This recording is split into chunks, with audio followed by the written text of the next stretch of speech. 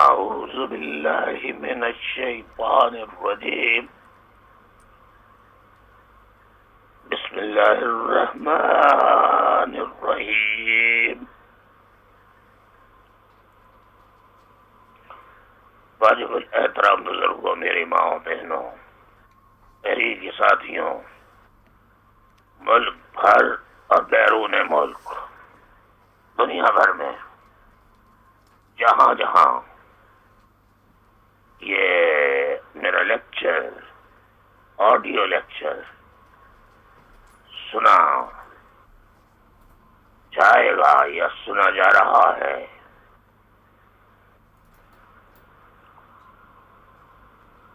ان سب لوگوں کو خصوصاً this lecture is especially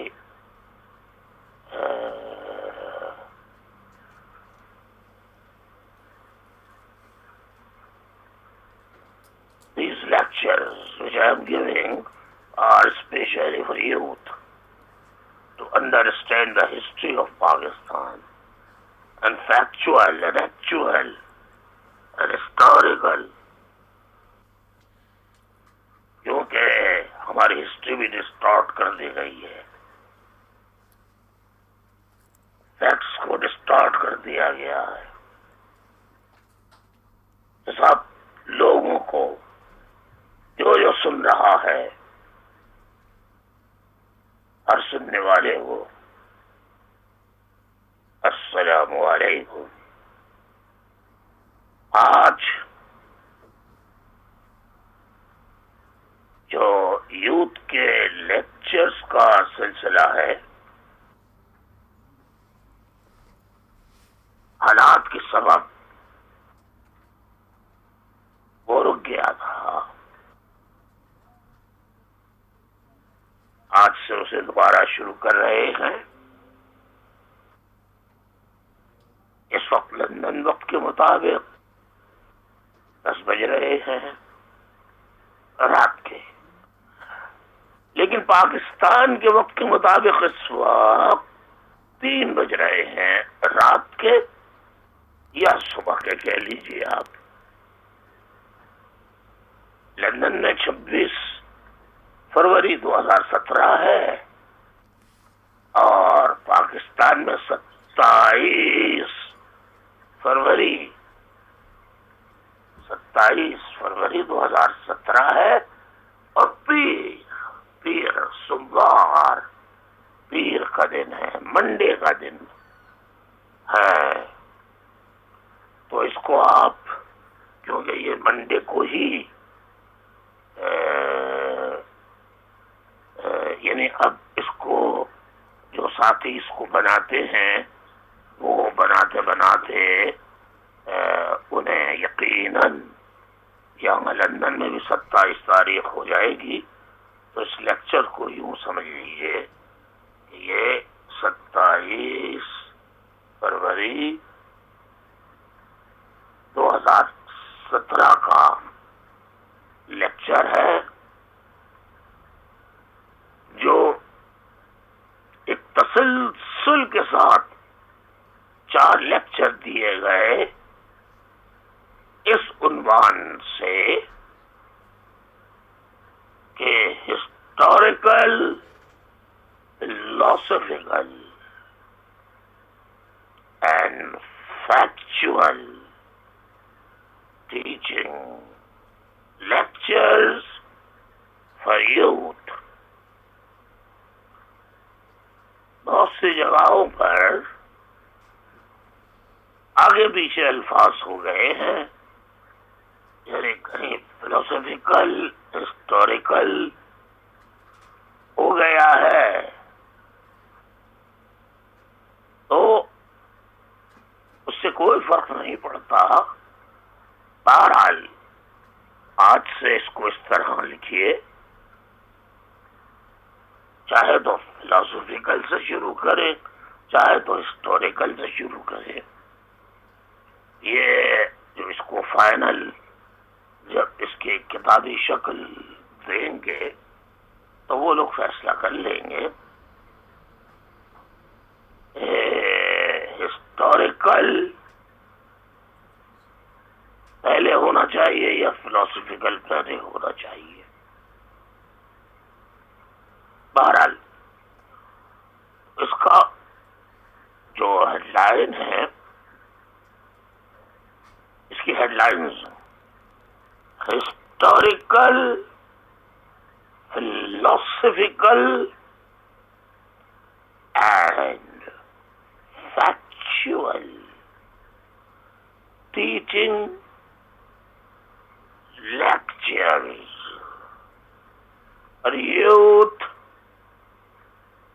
for youth, part 5th, part number 5, پانچواں حصہ. 4 حصے یعنی پارٹ 1، پارٹ 2، پارٹ 3، پارٹ 4 آپ سن چکے ہیں. آج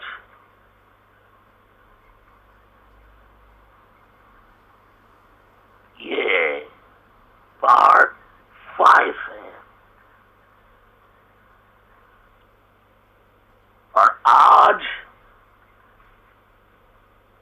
میں شروع کرنا چاہتا ہوں بات کو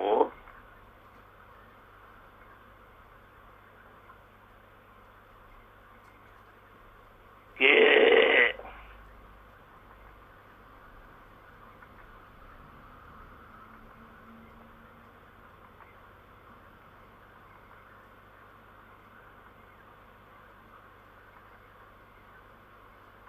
جو پوری ہماری ہسٹری کا اگر نچوڑ نکالیں یا محور کہیں یا مرکز کہیں تو سب کا ذہن ایک ہی طرف جائے گا. جب بھی پاکستان کا نام آئے گا تو یقیناً اس کے بانی کا بھی نام آئے گا، اس کو بنانے والے کا بھی نام آئے گا. بانی پاکستان، قائد پاکستان، رہبر پاکستان،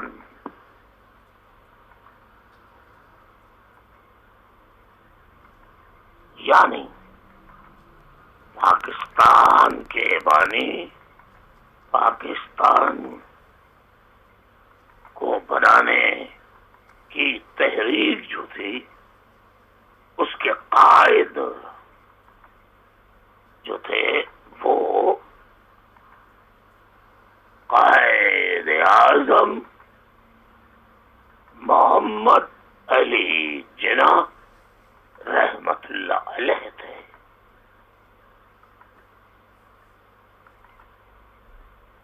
قائد اعظم محمد علی جناح 25 دسمبر 1876 کو پیدا ہوئے، یعنی 25 دسمبر 1876 کو پیدا ہوئے، اس دنیا میں آئے.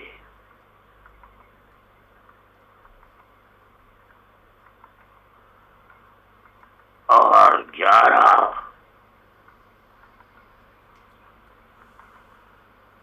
ستمبر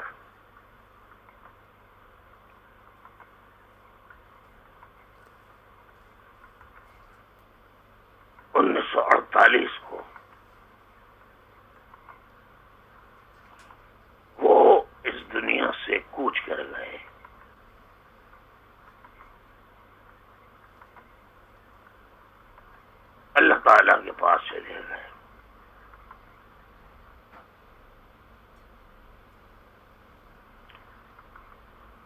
قائد اعظم محمد علی جناح نے اپنی ابتدائی تعلیم کراچی میں مدرسہ اسلام نامی اسکول میں حاصل کی اور پھر آپ نے میٹرک کرنے کے بعد پھر لندن چلے گئے اور وہاں اعلیٰ تعلیم حاصل کرنے کے بعد بیرسٹری کی تعلیم حاصل کی اور بیرسٹر بنے.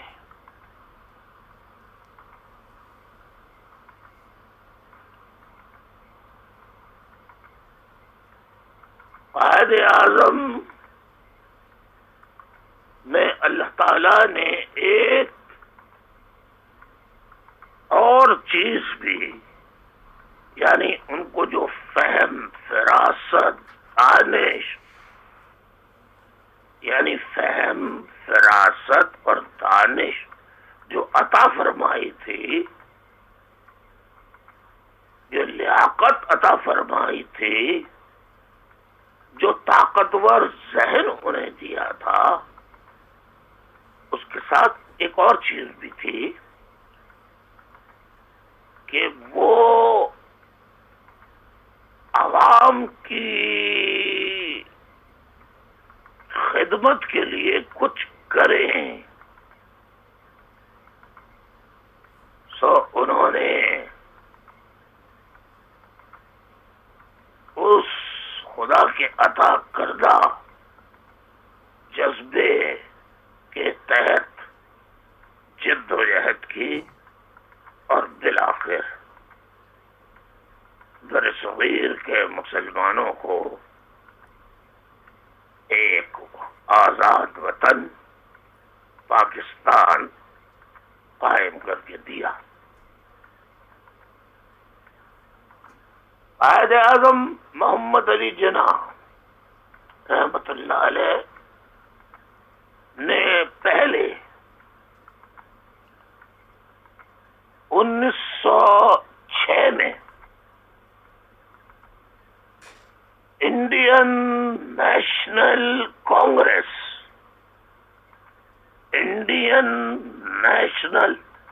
کانگریس میں شمولیت اختیار کی.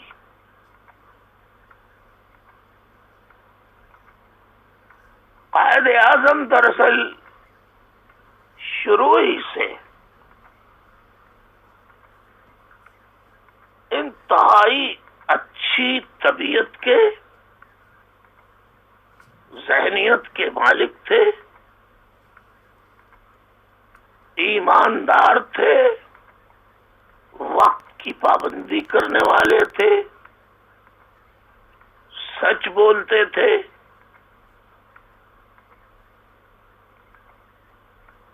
اور وہ شروع ہی سے ہندو اور مسلم اتحاد کے داعی تھے. وہ چاہتے تھے کہ مسلمان اور ہندو آپس میں انگریز کے آنے سے پہلے جس طرح مل جل کر رہتے تھے اسی طرح رہیں، کیونکہ انگریزوں نے ظاہر ہے کہ انہوں نے برصغیر کو فتح کیا تھا، کانکر کیا تھا. ظاہر ہے انہیں وہاں پر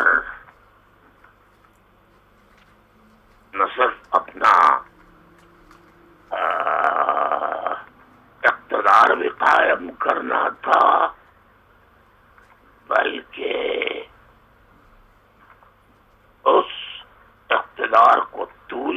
دینا تھا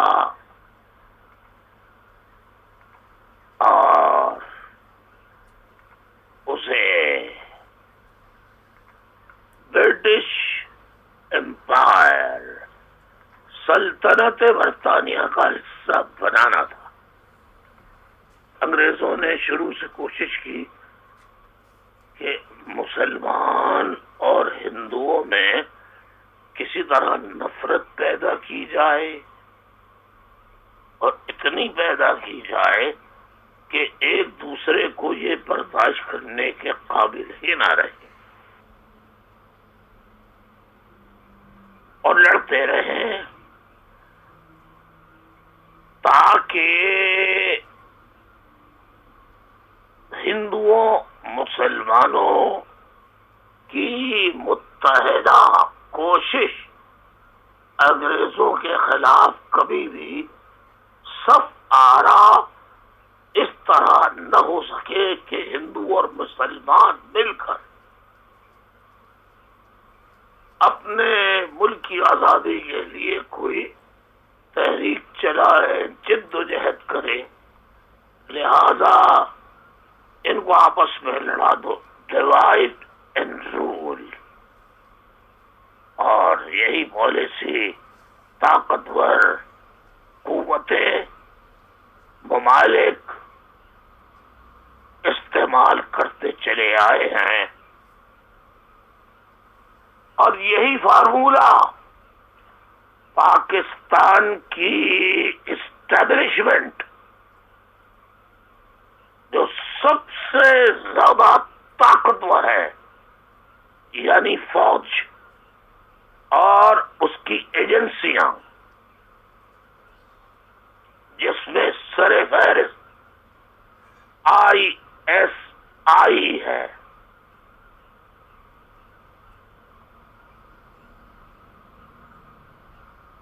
جس کا مقصد ہونا تو جس کا مقصد بظاہر تو یہ ہے کہ ملک کی سلامتی بقا کے لیے اندرونی داخلی اور داخلی ملک میں جو راستے ہیں داخل ہونے کے، ان سب جگہوں پر نگاہ رکھے گی کہ دشمن کوئی ملک میں یا دشمن کے ایجنٹس کوئی سرحد پار کر کے ملک میں داخل تو نہیں ہو رہے. لیکن ISI کا جو شروع سے کام رہا، بہت سے لوگوں کو تو یہ بھی نہیں معلوم کہ ISI بنی کب تھی. لوگ سمجھتے ہیں کہ ISI ضیاء الحق کے زمانے میں بنی تھی، جنرل ضیاء الحق کے زمانے میں بنی تھی. جی نہیں، انگریز نے 1948 میں، یعنی سلطنت برطانیہ نے، انگریزوں نے 1948 میں ISI کی بنیاد پاکستان میں رکھی تھی.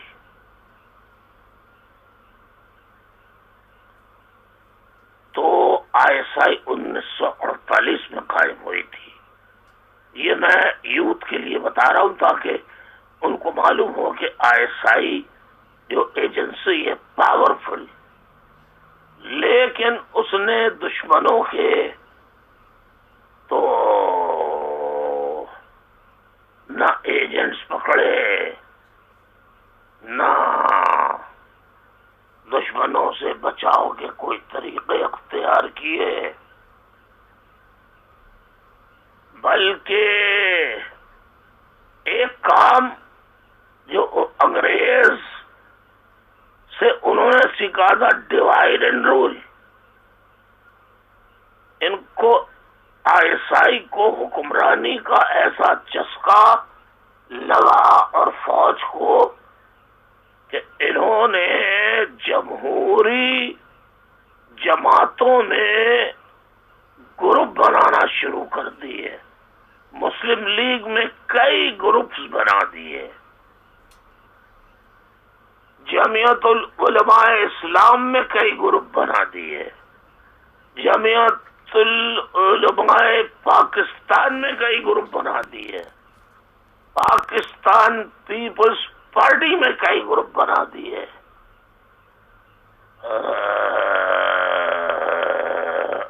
اور کون سی پارٹی رہ گئی ہے پتہ نہیں. اور کون سی پارٹیاں، جتنی بھی پارٹیاں ہیں، خیر کوئی پارٹی ایسی نہیں ہے جس میں آئی ایس آئی نے گروپ نہ بنائے ہو. ایک پارٹی ایم کیو ایم تھی جس کے لوگ نہ بکتے تھے نہ جھکتے تھے. ڈسپلن اتنا مضبوط تھا، نظریاتی تربیت اتنی اچھی تھی، لیکن کچھ بے ضمیر فروش، کچھ خراب خون رکھنے والے ایسے ہوتے ہیں جو اپنے نظریے، اپنی قوم، اپنی ماں، اپنی بہن، اپنی بیٹی کا سودا کرنے کے لیے اپنے مفاد کی خاطر تیار ہو جاتے ہیں. تو ایسا ہی ایم کیو ایم میں آئی ایس آئی بڑے دنوں سے تلاش کر رہی تھی.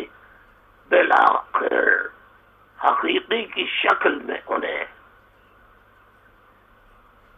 عامر اور آفاق کی شکل میں انہیں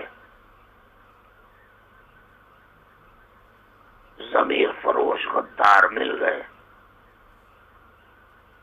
جو 19 جون 1992 کے فوجی آپریشن میں جو مہاجروں کے خلاف کیا گیا، اس میں فوجی ٹرکوں میں بیٹھ کر آئے اور جو قتل و غارت گری، لوٹ مار،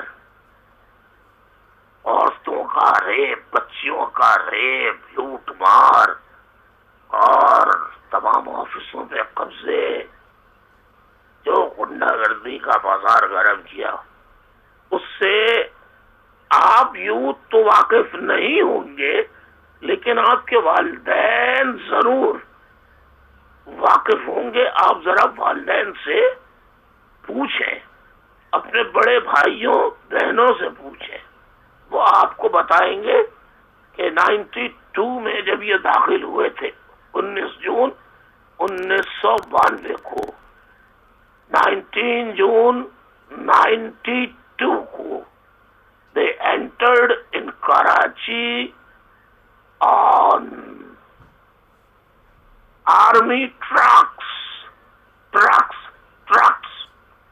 یہ ٹرک نہیں ہوتے جس میں آرمی کے فوجی ٹرک بڑے بڑے، اس میں آرمی ان کو لے کر آئی تھی، آرمی لے کر آئی تھی، ان کو اسلحہ دیا تھا، ان کو پیسے دیے تھے، بندوقیں دی تھیں، اسلحہ دیا تھا اور مارنے کا کھلا لائسنس دیا تھا، اور اس کے علاوہ کارڈز بنا کے دیے تھے، اسپیشل کارڈز. پورے شہر میں کرفیو تھا، کراچی میں کوئی نہیں نکل سکتا تھا، لیکن حقیقی والوں کو اسلحہ لے کر کھلی آزادی تھی کہ وہ جہاں جائیں. بات بڑی ہو جائے گی. خیر ایک گروپ بنایا، پھر اس کے بعد مجھ پر قاتلانہ حملے کرائے گئے اور آخر میں خودکش حملے کرائے گئے. اللہ نے مجھے بچایا. ساتھیوں نے کہا، عوام نے کہا آپ باہر چلے جائیے، وہاں سے جا کے ہماری رہنمائی کیجیے. 26 سال تک میں تحریک چلاتا رہا.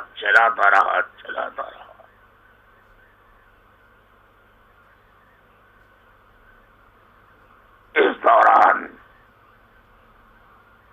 92 کا آپریشن تیز سے تیز تر ہوتا رہا اور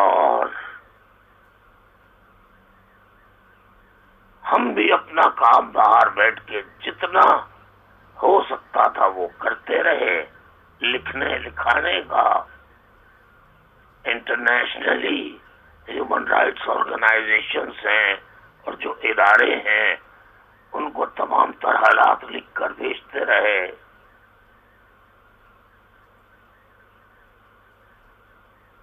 بالآخر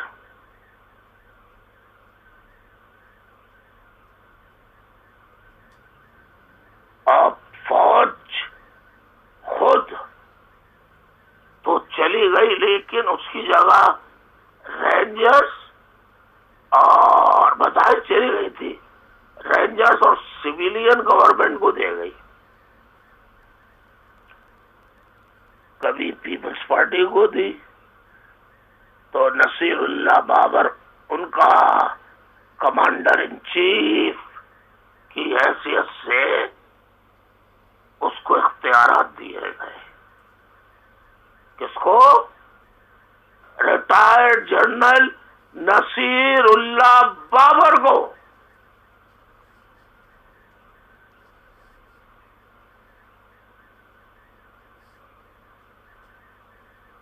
جو پیپلز پارٹی کے دور حکومت میں بے نظیر بھٹو کے دور حکومت میں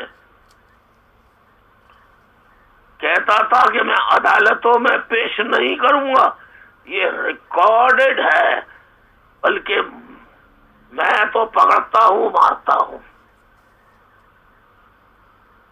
اور پھر جب لاشیں تھانے پہنچا کرتی تھیں تو یہ تھانوں میں جا کے لاشوں پہ کودتا تھا اور کہتا تھا جو ساتھی شہید ہیں اٹھو کھڑے ہو مجھ سے مقابلہ کرو.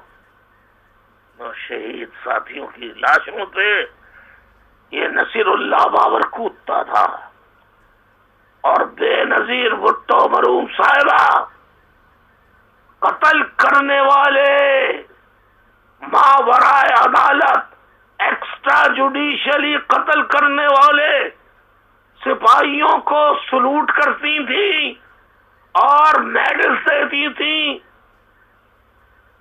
تعریفی اسناد دیتی تھی. اس لیے کہ ان کا اقتدار طویل تر ہو جائے گا اور فوج ان سے خوش ہو جائے گی. بہرحال اللہ کیا دیر اندھیر نئی مقافات ہے ہمارے. اسی فوجیوں کی حکومت میں ان کو دن کی روشنی میں قتل کیا گیا اور قاتل آج تک نہیں پکڑے گئے.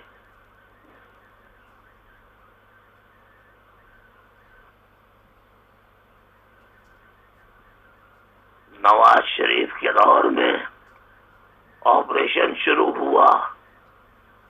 دوسرا آپریشن جو ہے 1997 میں تیسرا چوتھا پانچواں پتہ نہیں کون سا آپریشن جب گورنرس رول لگایا سندھ میں تو شروع ہوا. پھر گرفتاریوں کا سلسلہ شروع ہوا. پھر ماورائے عدالت قتل.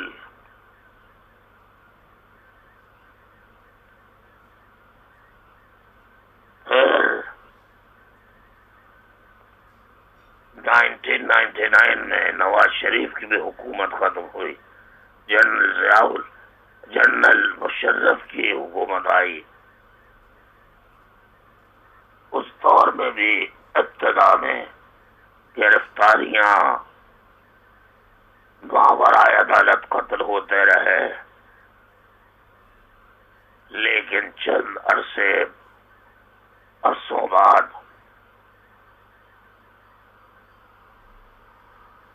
ان کی کیبنٹ نے انہیں مشورہ دیا. بہرحال اس دور میں جتنا عرصے وہ رہے اس دور میں ISI MI آرمی ان سب سے کافی اچھے ہم نے کہا کہ جو الزامات ہیں سب جھوٹے ہیں، آپ تصدیق کر لیجئے۔ بالآخر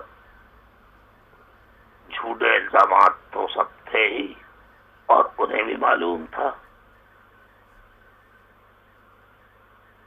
وہ دور ذرا سا تھوڑا سا پیریڈ ضرور بہتر گزرا ہے، جس میں ہم نے ترقیاتی بے پناہ کام کیے، سب کچھ کیا، بڑی عوام کی خدمت کی، لیکن پھر ان کے جانے کے بعد پھر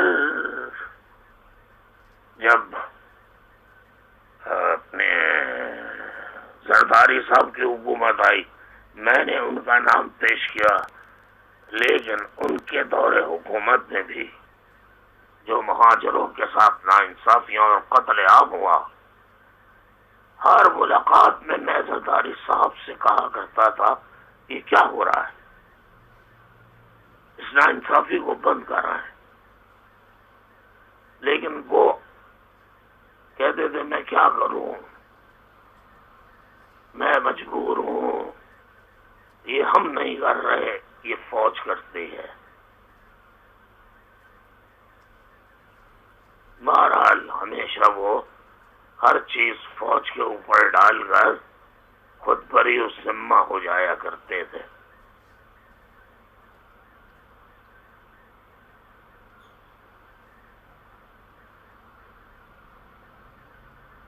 اس کے بعد ان کی حکومت بھی ختم ہو گئی،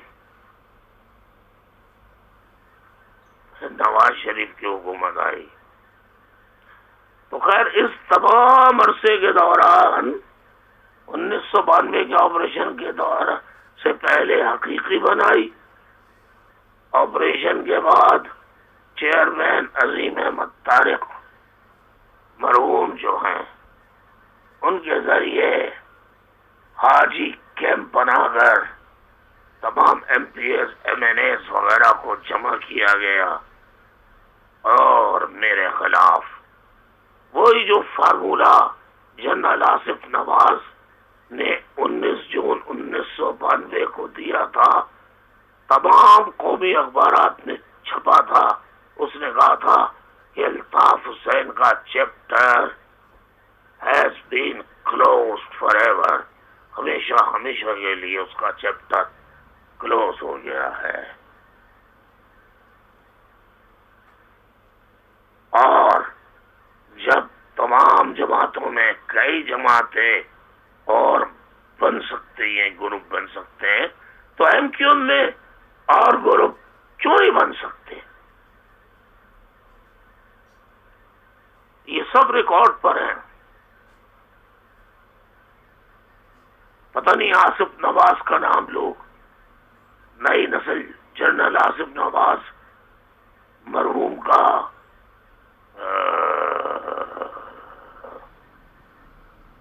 دور نئی نسل تم شاید نہیں جانتی ہوگی، یقیناً نئی نسل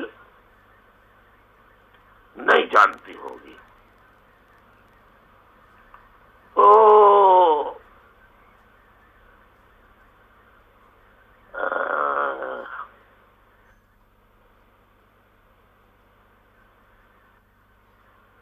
وہاں پہ پھر اس کے بعد وہ چلے گئے، حاجی کیمپ بنا، سب کچھ ہوا، سارا پیسہ پارٹی کا ختم کر دیا گیا، جو میں نے ریزرو جمع کرا کے برے وقتوں کے لیے رکھا تھا۔ میں یہاں انہی لوگوں کے کہنے پہ آیا تھا مرکزی کمیٹی کے، مجھے یہاں پر اس پیسے میں کوئی پائی پیسہ نہیں بھیجا گیا۔ میں فریاد کرتا رہا، بالآخر روزنامہ امن شاہد ہے، روزنامہ امن شاہد ہے، 1992 کے اخبارات ذرا روزنامہ امن میں یوتھ چھا کے دیکھیں، ایڈورٹائز اس پہ آتے ہوں گے، الطاف بھائی کو کورٹ نوٹس آ گیا ہے، لندن میں ٹیلی فون کے بل ادا کرنے کے پیسے نہیں ہیں، میرے پاس 5 پاؤنڈ بھی نہیں تھے۔ ہم نے سوچا کہ ہم 3 آدمی ہیں، ایک میں، ایک ندیم نصرت اور دوسرے خلیل، کہ لاؤ کچھ کام کرتے ہیں۔ تو ندیم نصرت اور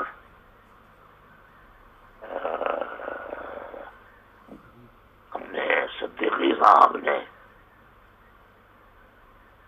انہوں نے ایک فیکٹری میں کام شروع کر دیا۔ میں نے کہا مجھے کوئی ایسا کام جا کے گھر پہ دے دو جو میں گھر پہ بیٹھ کے کرتا رہوں۔ بہت سارے کام ایسے ہوتے ہیں جو گھر پہ بھی ہوتے ہیں، تو یعنی یہ نوبت آ گئی تھی۔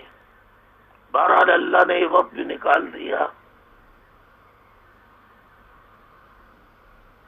میرے بھائیوں، اب پھر ضرب اسب کی آڑ میں قوم کو الو بنایا گیا کہ ہم شمالی وزیرستان میں القاعدہ کے اور دھماکہ کرنے والے اور خودکش حملے کرنے والے دہشت گردوں کا صفایا کریں گے، ان کے خلاف آپریشن کریں گے، یہ کریں گے، وہ کریں گے۔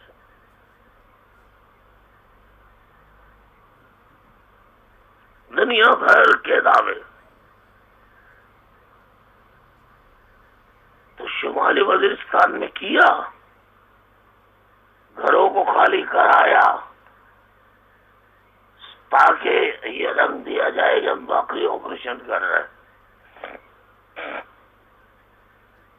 جیسے ہی آئی گھروں کو بیچارے معصوم پختونوں کو آئی ڈی پیز کی شکل میں کیمپوں میں لے جایا گیا ان کے گھروں سے دور، ویسے ہی دوسری طرف اشارہ دیا گیا جو دھماکے کرنے والے ان کے ٹرینڈ یافتہ دے کے بھاگ جاؤ، ان سب کو بھگا دیا اور خالی مکانوں پہ بم گرا کے اس کی تصویریں دکھائیں کہ ہم نے اتنے جناب دہشت گرد مار دیے۔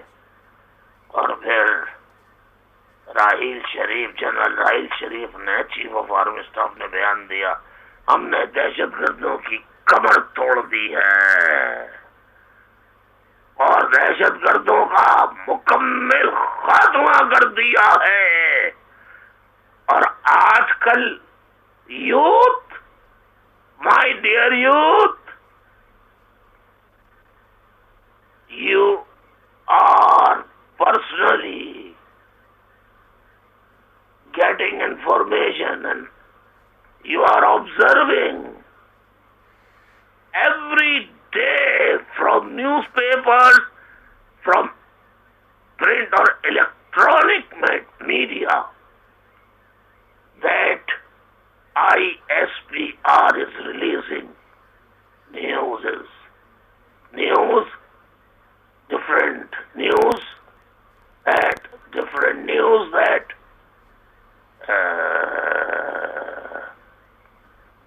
ہم نے فلاں جگہ اتنے دہشت گرد مار دیے، فلاں جگہ 100 مار دیے، فلاں جگہ 300 مار دیے، فلاں جگہ 25 مار دیے، فلاں جگہ 50 مار دیے، فلاں جگہ۔ ارے بھائی، جن کی کمر توڑ دی تھی اچانک ان کی کمریں سب کی دہشت گردوں کی کس نے جوڑ دی؟ کون سی فیکٹری لگا دی تھی بھائی؟ کمر جوڑ فیکٹری آج تک برطانیہ میں نہیں بنی۔ کمر توڑ والی، جس کی کمر ٹوٹ گئی ہو اس کو جوڑنے کی کوئی فیکٹری برطانیہ میں بنی ہو ابھی تک نہیں ہے۔ لیکن لیکن یہ فوجیوں کے پاس ہے، پاکستانی فوج کے پاس ہے کمر جوڑ دہشت گردوں کی کمر جوڑ فیکٹری، تمام کمر توڑ دہشت گرد پاکستانی فوج ISI سے رابطہ کرے، وہ کمر جوڑ دیں گے ان کی۔ پتہ نہیں کہاں سے یہ دہشت گرد نکل رہے۔ بات دراصل یہ تھی کہ 13 میں جو آپریشن شروع کیا گیا ضرب اسب، پہلے کیا گیا تھا 1992 میں، خدا کی قسم۔ آج ایک بات اور سن لو، آپ نے ایک آدمی کا نام سنا ہوگا، فیڈرل انٹیریئر منسٹر چودھری نثار۔ یہ اتنا جھوٹا آدمی ہے، اس سے پوچھو کہ 92 میں جب نواز شریف کی حکومت تھی تو جنرل آصف نواز نے جب کہا کہ ہم سندھ میں آپریشن کرنے والے ہیں تو 72 بڑی مچھلیوں کی فہرست پیش کی، جسے قومی اسمبلی میں پیش کیا گیا۔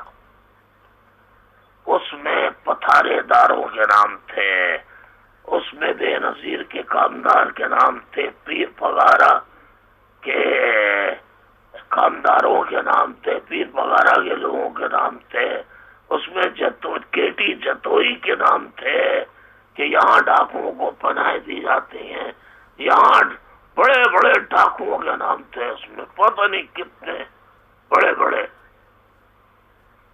نامی گرامی۔ ان میں سے کسی ایک آدمی کو ٹچ نہیں کیا گیا، خدا کی قسم، اور آپریشن کیا گیا تو صرف اور صرف MQM کے خلاف عملاً۔ یہی 2013 میں جنرل راحیل شریف کے ضرب اسب میں ہوا۔ آپ دیکھیے نا، یہ ضرب اسب میں اگر راحیل شریف ایماندار ہوتا تو سعودی عرب نے کہا کہ 38 مسلم ممالک کی یا 29 اسلامی ممالک کی مشترکہ فوج کے تم چیف آف آرمی اسٹاف بن جاؤ، تو یہ راضی کیوں ہو گیا؟ اس کو تو پاکستان نے اجازت نہیں دی، ورنہ تو یہ جا رہا تھا وہاں پر۔ اس کو یہ پرواہ نہیں کہ جب ان حالات میں، جبکہ شام میں بھی جو مسلمانوں کا ملک ہے جنگ جاری ہے، اور بحرین اور بہت سے علاقے ہیں، عراق، لیبیا، ان کا کیا ہوا؟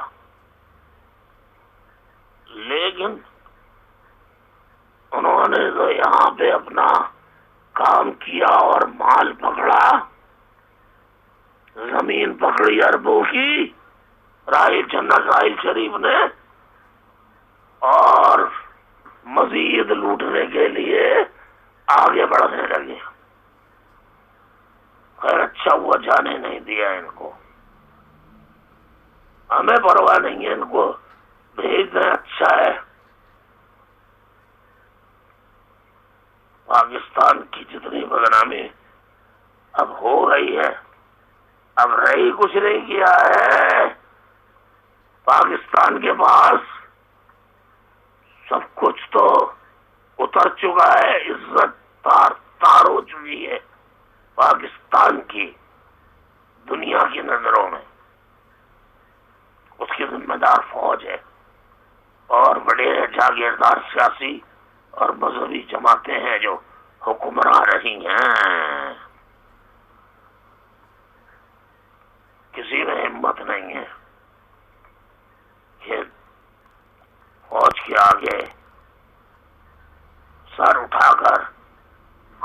لے. چھپ کے ضرور کھائی, سامنے آگے کسی نے نہیں کھائی.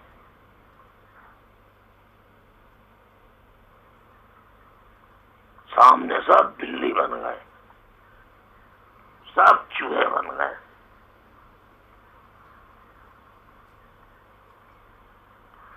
تو چودھری نثار سے پوچھو, اس وقت بھی یہ منسٹر تھا اور اس نے قومی اسمبلی میں 2 مرتبہ 72 افراد کی فہرست پیش کی تھی. اس سے آج بھی کوئی جا کے پوچھے کہ قرآن شریف پر ہاتھ رکھ کے بتاؤ, چودھری نثار اس فہرست پر عمل کیا گیا, ایک بھی پکڑا گیا, یا سارا فوج کا آپریشن MQM کے خلاف معصوم کارکنوں کے قتل عام کے لیے کیا گیا؟ اب تک 20,000 سے زائد کارکنان مارے جا چکے ہیں.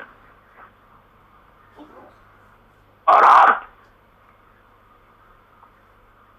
جنرل راحیل شریف کے زمانے میں ہی ISI کا چیف رضوان اختر تھا, یہ چیف آف آرمی اسٹاف تھے جنرل راحیل شریف, اور یہ بلال اکبر DG رینجرز تھا.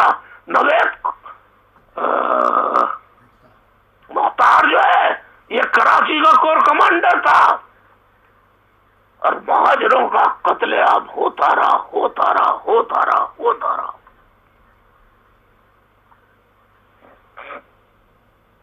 کوئی نہیں رکوا سکا. ہزاروں اپیلیں کی میں نے, لیٹرز لکھے, مگر جس کی کوئی شرم ہو یا جو شرم کے معنوں سے واقف ہو, جو شرم جس کے اندر ہو ہی نہ, بے شرم ہو,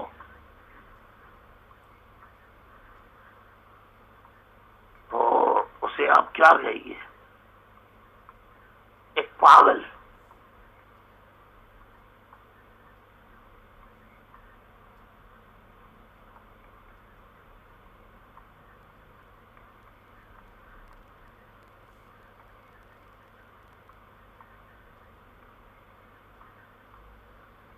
پاگل,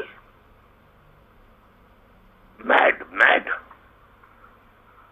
لیونیٹک پرسن, پاگل, کپڑے اتارا ہوا, ننگ دھڑنگ, بالکل الف ننگا پھرتا رہتا ہے. اسے کوئی شرم آتی ہے؟ ایسے ہی بے شرم ہے یہ لوگ.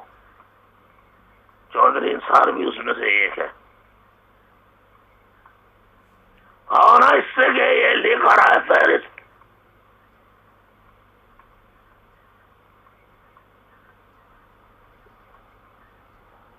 اور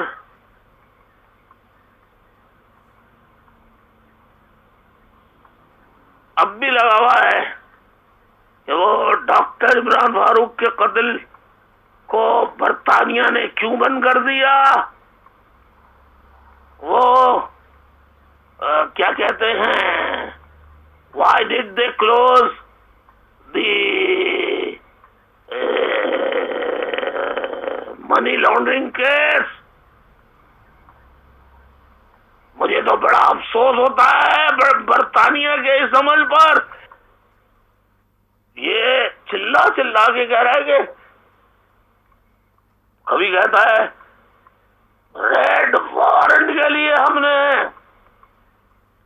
FIA کو درخواست دے دی ہے. ریڈ وارنٹ والوں نے ریڈ لال جھنڈی ان کو بھی دکھا دی کہ جاؤ وہیں رکے رہو.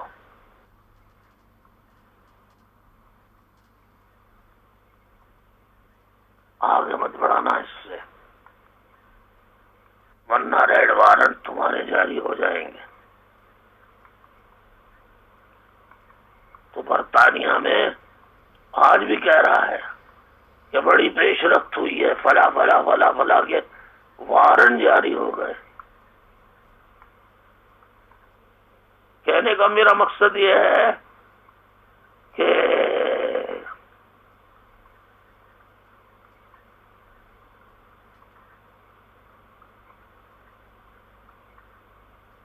میرے خلاف چودھری صاحب کیوں بول رہا ہے؟ عمران خان کے خلاف کیوں نہیں بولتا؟ زرداری کے خلاف کیوں نہیں بولتا؟ اور لوگوں کے خلاف کیوں نہیں بولتا؟ ایم کیو ایم کے خلاف کیوں بولتا ہے؟ تو آئی ایس آئی نے ڈیوائڈ اینڈ رول انگریز سے سیکھا. یہ انگریز کے جوتے صاف کرنے والے لوگ تھے، یہ ان کی اولادیں ہیں. ان کے جو بزرگ تھے وہ بھی فوج میں تھے، برٹش فوج میں تھے، یعنی برٹش فوج، یعنی سلطنت برطانیہ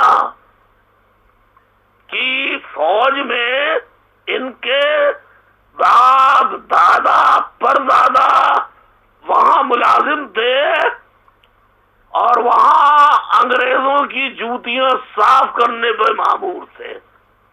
یہ ان کی اولادیں ہیں اور وہیں سے ساری تراکیب انہوں نے سازشوں کی سیکھی ہیں. Divide and rule. اب جتنے کرمنلز میں نے انٹیم سے نکالے، چائنا کٹنگ کے سلسلے میں، رشوت ستانی کے سلسلے میں، بھتہ خوری کے سلسلے میں، اور لوگوں کی زمینوں پہ ناجائز قبضہ کرنے کے جرم میں، الزام میں، جتنے لوگوں کو میں نے نکالا وہ بھاگ گئے ملک سے کہ اب کہیں ان کے نام نکالا ہے. ان اور پولیس کو، آئی ایس آئی کو، سب کو معلوم ہے، کوئی پکڑ نہ لے، بھاگ گئے، دبئی چلے گئے. دبئی میں آئی ایس آئی کا بڑا اثر رسوخ ہے. آئی ایس آئی والوں نے ہاتھوں میں گودوں میں ان کو لیا، خوب منہ میں فیڈر دیا اور ان کا گروپ تیار کیا. سارے ڈاکوؤں، چوروں، بھتہ خوروں، زمین پر قبضہ کرنے والوں، لینڈ مافیا، اسٹریٹ کرائم کرنے والوں، ریپسٹ، ان کو جمع کیا اور کراچی لا کر کمالو گروپ بنایا، جس کو کہتے ہیں زمین، یعنی چائنا کٹنگ گروپ. کمالو گروپ نہیں، چائنا کٹنگ گروپ، بھتہ خور گروپ، ریپس گروپ، لوٹ مار گروپ، اس پر مبنی ایک گروپ بنایا. باقی جو تھے کسی کی ماں کو، کسی کی بہن کو، کسی کے بیٹے کو پکڑ کر کسی ایم این اے کے سامنے، کسی ایم پی اے کے سامنے لے کر آئے تو لا کر تو ایک فاروق ستار اور دیگر اور لوگ جو تھے، جو چہک چہک کے آج پی آئی بی میں ڈرا رہے لوگوں کو فون کر کے اور لوگوں کے پتے بتا کر انہیں گرفتار کروا رہے ہیں. تم غداروں، تم پہلے بھی ایجنٹ بن چکے تھے. تم نے جھوٹے قرآن اٹھائے، تم نے جھوٹی قسمیں کھائیں، کہتے ہیں الطاف حسین کو ہم نے نکال دیا. سارے M N S, M P S, Farooq Sattar سمیت سب بتائیں کہ انہوں نے تحریک اور الطاف حسین سے وفاداری کا حلف نہیں اٹھایا.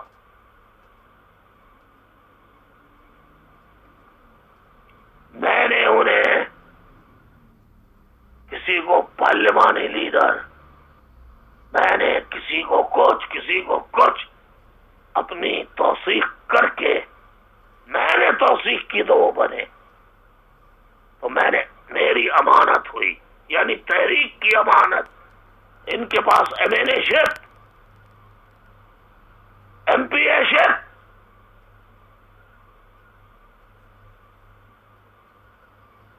ایم این اے شپ، ایم پی اے شپ اور سینیٹرشپ، یہ سب امانت.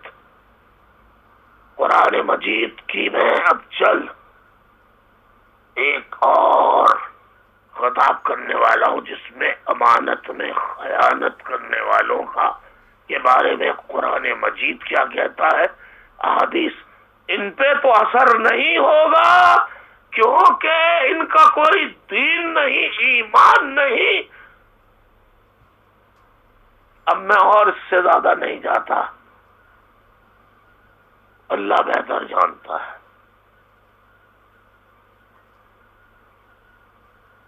ایک باپ والے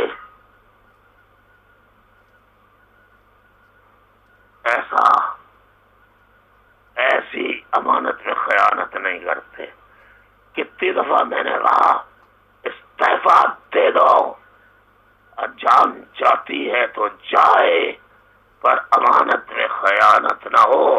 روز محشر تم اللہ کے آگے جواب تو دے سکتے ہو. بے شرمو،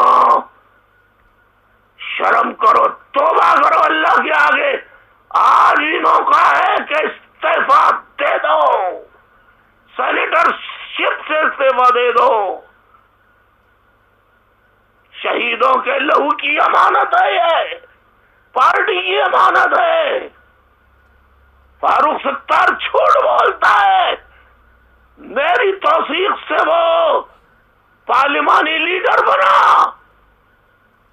اور الیکشن کمیشن میں میری توثیق سے وہ انچارج بنا، پارلیمنٹیرین. تو گروپ بنا دیے پارٹی کے اندر. کیسے؟ جیسے انگریز نے گروپ بنائے کہ قائد اعظم جو شروع سے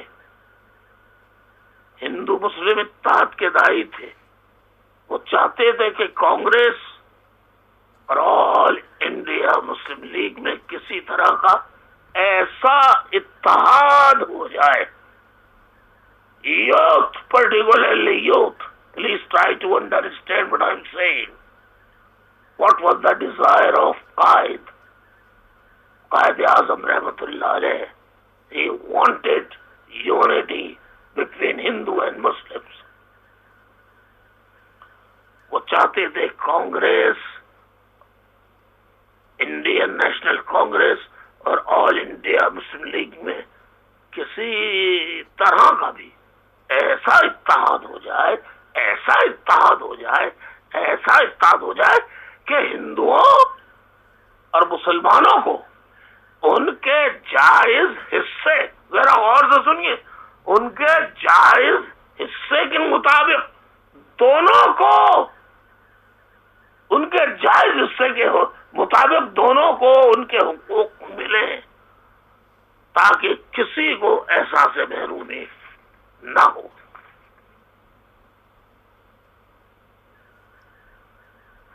قائد اعظم محمد علی جناح کے کانگریس سے 1919 سے اختلافات تیز ہونا شروع ہو گئے.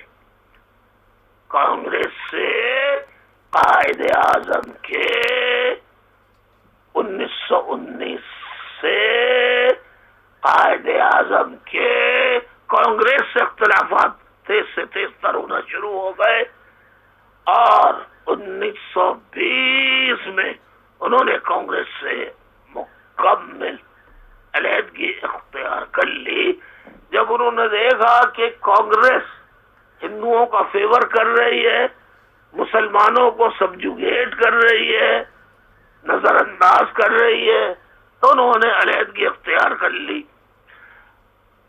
ساتھ ساتھ قائد اعظم بہت عقل مند تھے، سمجھدار تھے، دور اندیش تھے، انہوں نے 1916 میں ہی،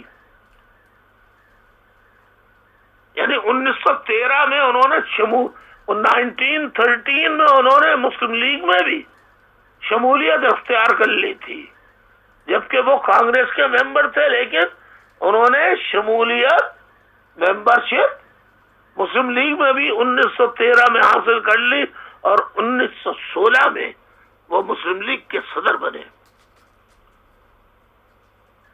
لیکن جیسا پہلے میں نے بتایا کہ وہ کانگریس میں 1919 تک شامل رہے، اور بالآخر انہوں نے 1920 میں کانگریس سے علیحدگی اختیار کر لی۔ 1927 میں ذرا 1927 ذرا یوتھ اس پہ غور کرو، 1927 میں آل انڈیا مسلم لیگ، دیکھیے انگریز کی چال اور چائنا کٹنگ گروپ اور پی آئی بی، امانت میں خیانت کرنے والا گروپ، 1927 میں آل انڈیا مسلم لیگ دو حصوں میں تقسیم ہو گئی، ڈیوائیڈڈ انٹو ٹو مسلم لیگز۔ ایک آل انڈیا مسلم لیگ رہی جس کی قیادت اور سربراہی قائد اعظم کے پاس رہی، قائد اعظم کر رہے تھے، جبکہ دوسری مسلم لیگ جو صوبہ پنجاب سے تعلق رکھنے والے سر میاں محمد شفیع نے بنائی تھی، وہ اس کے صدر بنے۔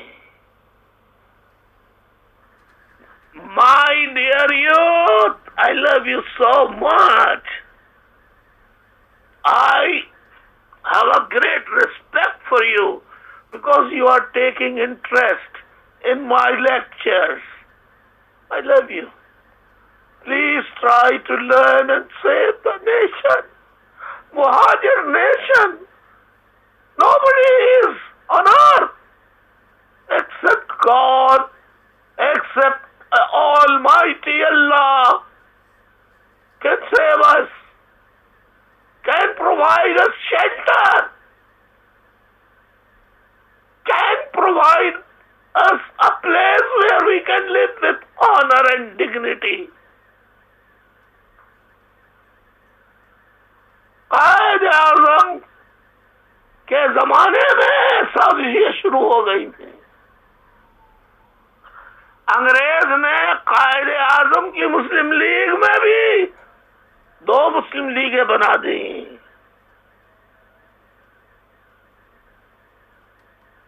خالی نام بتا دیں دوسری مسلم لیگ کے شخص کا تعلق کہاں سے تھا اور کون تھا؟ جی، دوسری مسلم لیگ صوبہ پنجاب سے تعلق ان کا تھا، اور وہ سر میاں محمد شفیع تھے جو اس کے صدر تھے۔ سن لیا؟ نہیں سنا ابھی آپ نے؟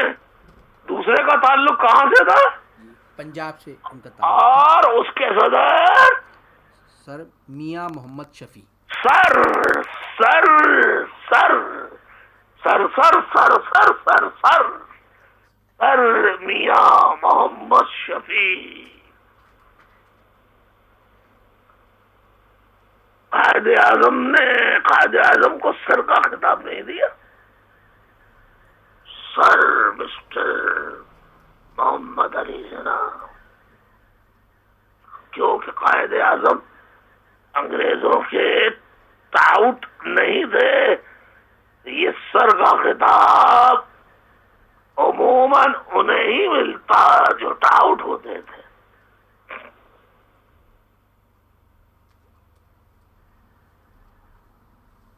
سر میاں شفیع نے بنائی تھی، وہ اس کے صدر بنے، جس کا نام آل انڈیا مسلم لیگ شفیع گروپ رکھا گیا. یہ گروپ قائد اعظم کا شدید مخالف تھا، شدید مخالف تھا، شدید مخالف تھا.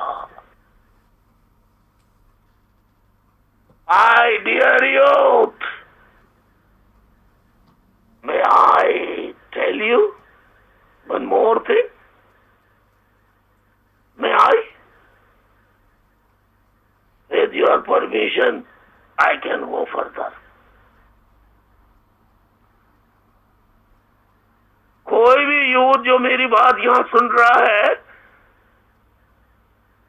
انٹرنیشنل سیکریٹریٹ میں یوتھ کوئی ایک بول دے میں I go further. Yes, please. Would you mind it? What I'm gonna say or not? We love to hear, bhai. You love to hear, okay. آؤ ساتھیوں، ایک بات اور سن لو.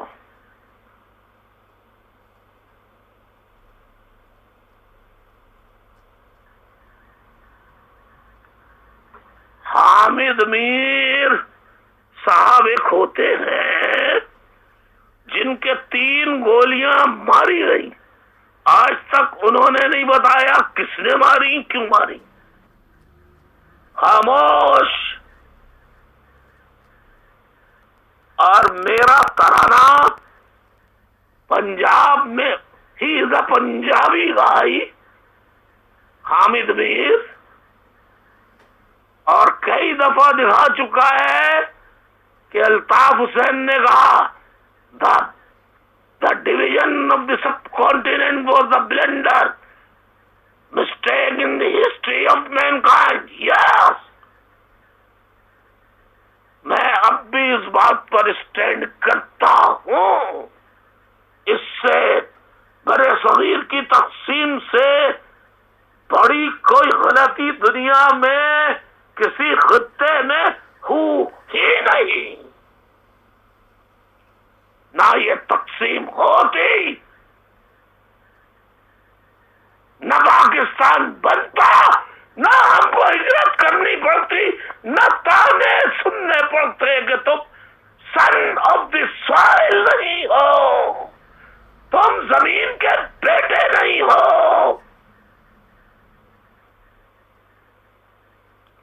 آؤ ذرا ہم مل کے گائیں.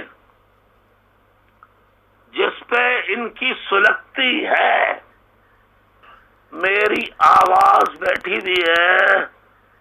ساتھیوں نے کہا آج آپ ریکارڈ نہ کرائے. میں نے کہا نہیں، بہت دیر ہو جائے گی، مجھے بہت کام کرنے ہیں، پہلے ہی بہت دیر ہو گئی ہے. آؤ ذرا مل کے گائیں. کہو گے؟ اچھا ذرا کہا، چلو سنو، بولو. سارے جہاں سے اچھا ہندوستان ہمارا، سارے جہاں سے اچھا ہندوستان ہمارا، ہمارا سارے جہاں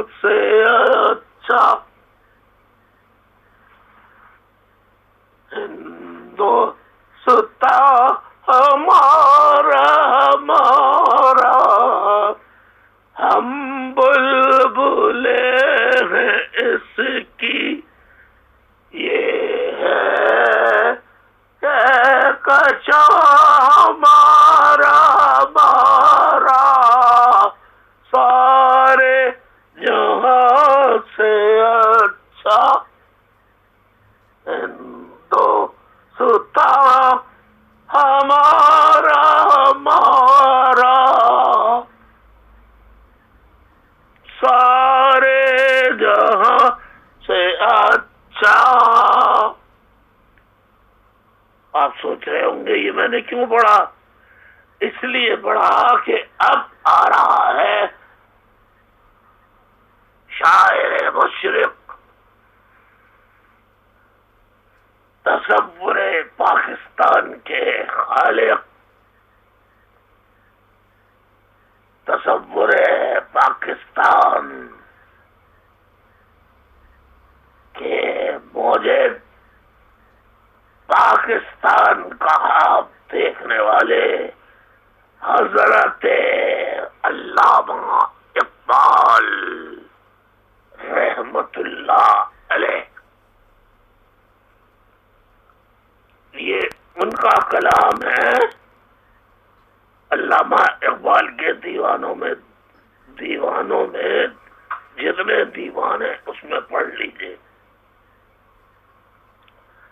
رام رام رام رام رام رام رام رام سیتا رام رام رام رام رام رام رام کرم ہے سب کچھ رام سے، رام سب کا رام سے، رام رام رام رام. حضرت علامہ اقبال کا کلام، میرا نہیں ہے یہ.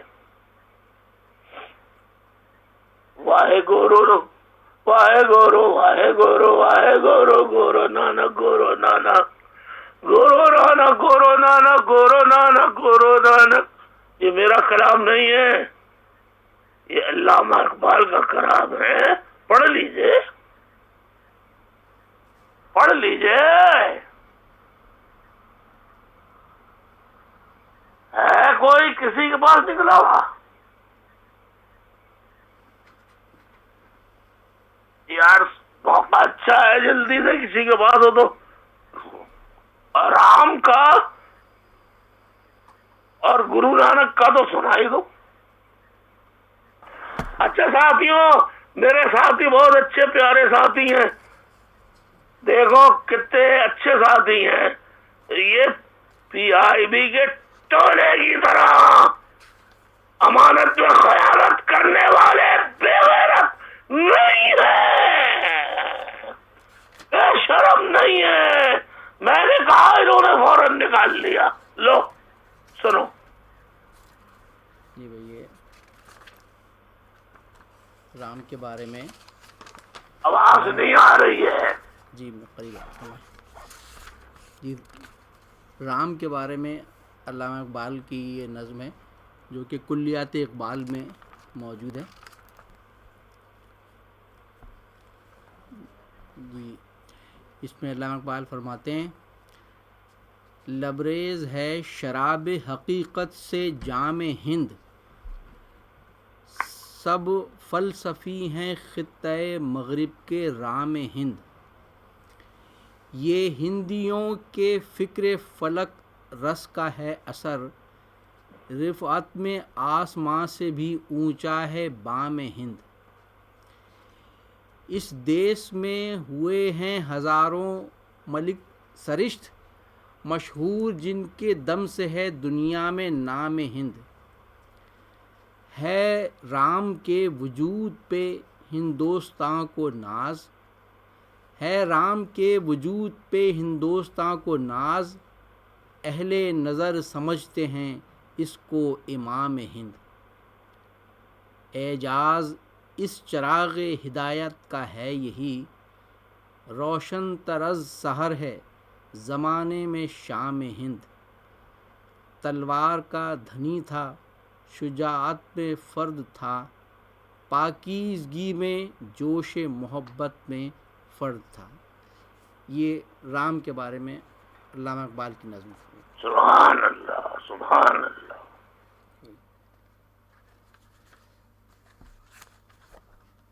اور جی بھائی، یہ بابا گرو نانک کے بارے میں علامہ اقبال کی نظم ہے جس کا عنوان ہے نانک.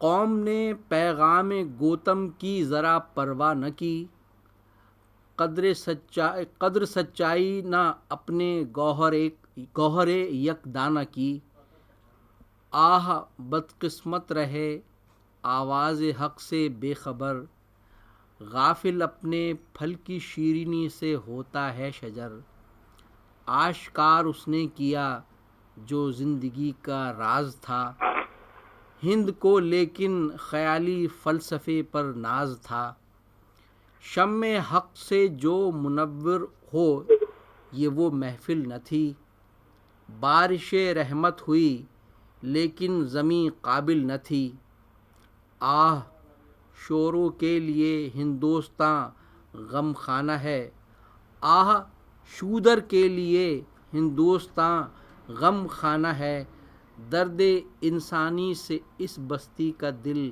بیگانہ ہے، برہمن سرشار ہے اب تک مئے پندار میں، شمع گوتم جل رہی ہے محفل اغیار میں، بتکدہ پھر بعد مدت کے مگر روشن ہوا، نور ابراہیم سے آذر کا گھر روشن ہوا، پھر اٹھی آخر صدا توحید کی پنجاب سے، پھر اٹھی آخر صدا توحید کی پنجاب سے، ہند کو ایک مرد کامل نے جگایا خواب سے۔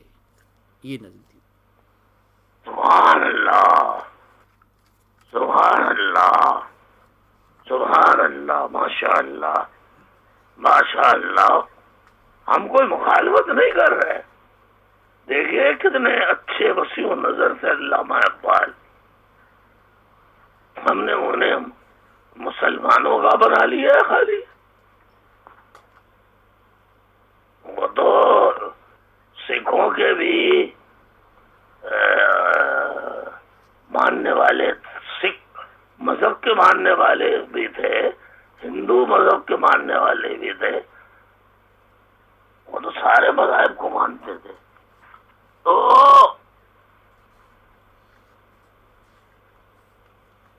اب میں آپ کو بتاتا ہوں، آپ کو معلوم ہے نا کہ انڈیا کی 1927 میں آل انڈیا مسلم لیگ 2 حصوں میں تقسیم ہو گئی، ایک حصہ کی قیادت قائد اعظم کر رہے تھے، دوسرے حصے کی قیادت کرنے والے سر میاں محمد شفیع تھے، جنہوں نے آل انڈیا مسلم لیگ شفیع گروپ بنا رکھا تھا، جیسے ہمارے یہاں گروپ بن رہے ہیں نا، ایسے ہی بنا رکھا تھا۔ یہ گروپ قائد اعظم کا بہت مخالف تھا، بہت زیادہ شدید مخالف تھا۔ بس یہاں پہ ایک بات بہت قابل غور ہے کہ حضرت علامہ اقبال رحمت اللہ علیہ نے بھی پرو برٹش گروپ، یہ پرو برٹش گروپ تھا، پرو برٹش گروپ مسلم لیگ شفیع گروپ میں شمولیت اختیار کر لی تھی، اور اس مسلم لیگ شفیع گروپ کے سیکریٹری جنرل بنے۔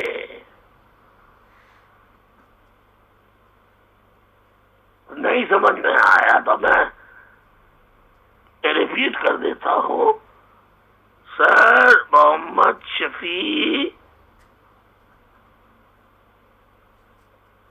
کی جو مسلم لیگ تھی اس میں علامہ اقبال رحمت اللہ علیہ نے نہ صرف شمولیت اختیار کی بلکہ اس مسلم لیگ شفیع گروپ کے سیکریٹری جنرل بنے، لیکن 1932 میں سر شفیع میاں محمد سر شفیع کا انتقال ہو گیا، اس کے چند سال کے اندر مسلم لیگ دوبارہ ایک ہو گئی، اور علامہ اقبال بھی قائد اعظم کے حامی ہو گئے اور انہوں نے مسلمانوں کے رویے سے ناراض ہو کر لندن چلے جانے والے قائد اعظم کو، اصل میں قائد اعظم نے 1927 کا رویہ دیکھا اور جو مسلمانوں کا رویہ دیکھا تو وہ مایوس ہو گئے تھے، وہ پھر وہ ہندوستان چھوڑ کے لندن چلے گئے تھے۔ تو پھر علامہ اقبال نے بھی خط لکھے کہ آپ دوبارہ قیادت سنبھالیں، آپ کے علاوہ کوئی نہیں ہے، واپس انڈیا آ جائیں۔ پھر خان لیاقت علی خان تھے، خان لیاقت علی خان تو چپک گئے قائد اعظم محمد علی جناح سے، اور اس طرح قائد اعظم سے اتنے قریب ہو گئے کہ بالآخر قائد اعظم کو رضامند کر کے واپس انڈیا لے آئے، اور 1937 سے دوبارہ اور باقاعدہ قائد اعظم محمد علی جناح نے مسلم لیگ کی قیادت شروع کر دی، یہاں تک کہ 14 اگست 1947 کو پاکستان کا قیام عمل میں آ گیا۔ آج کا ساتھیوں لیکچر 5 پارٹ 5 یہی تک ہے۔ اب اس کا دوسرا پارٹ وہ آپ کل یعنی ایک روز بعد سنیے گا۔ آپ کے تاثرات کا انتظار رہے گا۔ بہت بہت شکریہ، اللہ آپ کو خوش رکھے۔ والسلام علیکم ورحمۃ اللہ وبرکاتہ۔ اللہ